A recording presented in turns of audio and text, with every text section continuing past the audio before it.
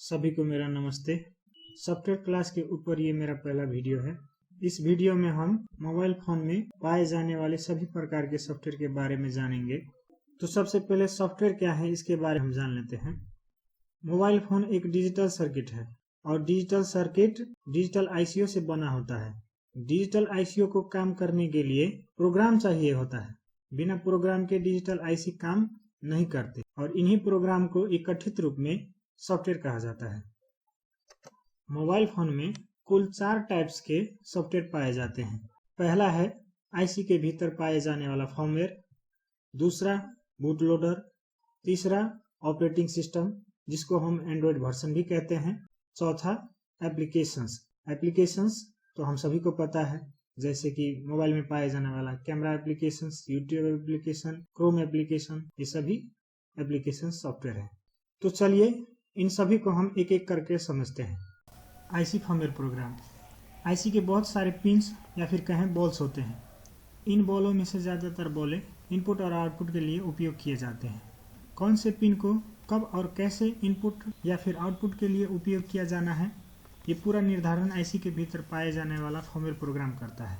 Firmware programme manufacture के समय ही ICO के भीतर रख दिया जाता है।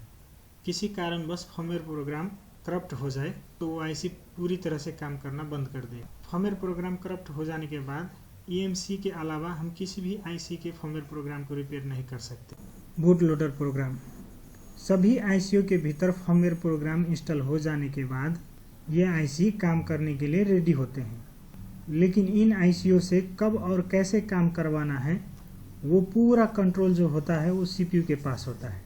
सीपीयू को अगर किसी भी आईसी से काम करवाना हो तो कैसे करवाना है वो जानकारी सीपीयू को बूट लोडर प्रोग्राम से मिलता है। अगर बूट लोडर प्रोग्राम नहीं रहे तो सीपीयू को पता ही नहीं चलेगा कि किस आईसी से कब और कैसे काम करवाना है। अगर बूट लोडर प्रोग्राम करप्ट हो जाए तो हार्डवेयर लेवल का कोई भी काम संभव नहीं हो पाएगा। बूट लोडर प्रोग्राम के ही कारण चार्जिंग से लेकर डिस्प्ले पर पिक्चर वीडियो डिस्प्ले करने तक का काम संभव हो पाता है। इसे हम दूसरे शब्दों में कह सकते हैं कि जितना भी हार्डवेयर लेवल का काम होता है मोबाइल में, सभी बूट लोडर प्रोग्राम के कारण ही संभव है। बूट लोडर प्रोग्राम ना हो तो पूरा मोबाइल डेड अवस्था में रहेगा। Operating system. ऑपरेटिंग सिस्टम को हम अच्छी तरह से समझने के लिए लैपटॉप या डेस्कटॉप का उदाहरण लिख सकते हैं।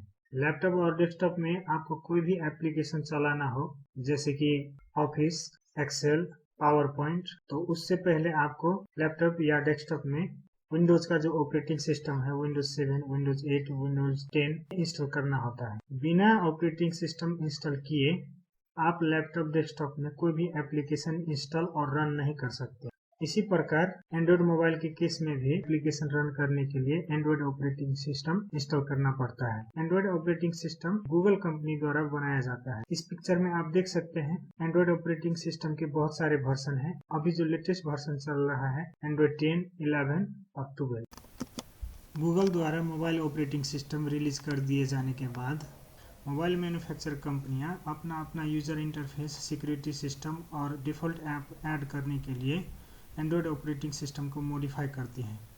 मॉडिफाई करने के बाद ये कंपनियां अपने अपने ऑपरेटिंग सिस्टम का नाम भी बदल देते हैं। जैसे कि सैमसंग का ऑपरेटिंग सिस्टम का नाम बन जाता है मॉडिफाई करने के बाद वन ऑपरेटिंग सिस्टम। उसी प्रकार Xiaomi का बन जाता है MI ऑपरेटिंग सिस्टम, हुआवे का बन जाता है इमोशन ऑपरेटिंग सिस्टम, ओप्पो का बन जाता है कलर्स ऑपरेटिंग सिस्टम, वीवो का बन जाता है फोन टच ऑपरेटिंग सिस्टम। और इसी प्रकार और भी जितने भी मैन्युफैक्चर कंपनियां हैं अपने अपने ऑपरेटिंग सिस्टम का नाम रखते हैं। IC firmware program, boot loader program और ऑपरेटिंग सिस्टम के बारे में जानने के बाद अब हम देखेंगे कि ये सब प्रोग्राम मिलकर मोबाइल को आखिर चलाते कैसे हैं।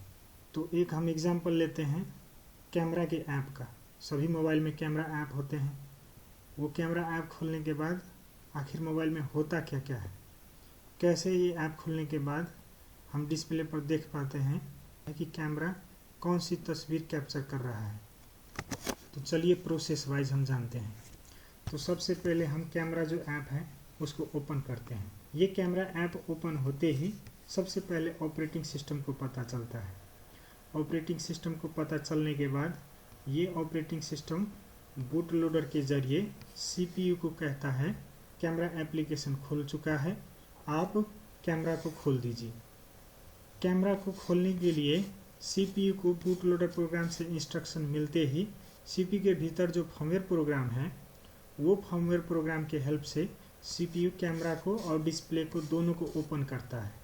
दोनों ओपन हो जाने के बाद कैमरा से जो डाटा आता है पिक्चर का और वीडियो का, वो सीधा कैमरा से लेकर CPU क्या करता है, डिस्प्ले पे डिस्प्ले करवा देता है। और भी जितने भी एप्लीकेशंस होते हैं मोबाइल में, वो सभी एप्लीकेशन इसी तरह ऑपरेटिंग सिस्टम, बूट लोडर और फर्मवेयर प्रोग्राम के हेल्प से काम कर पाते हैं।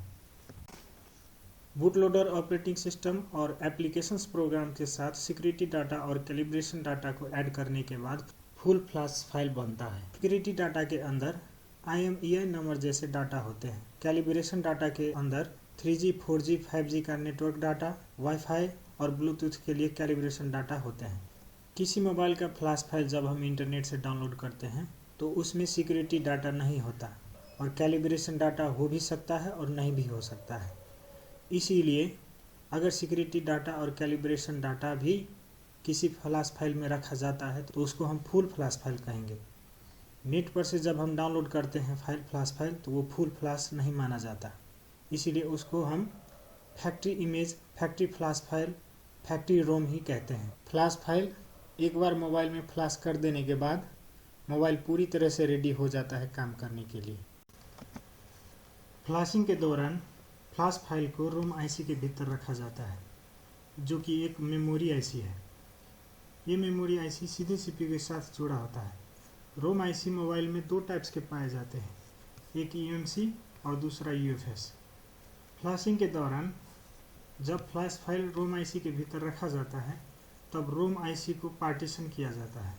अब ये पार्टीशन क्या है, तो चलिए हम इसको डिटेल में समझते हैं।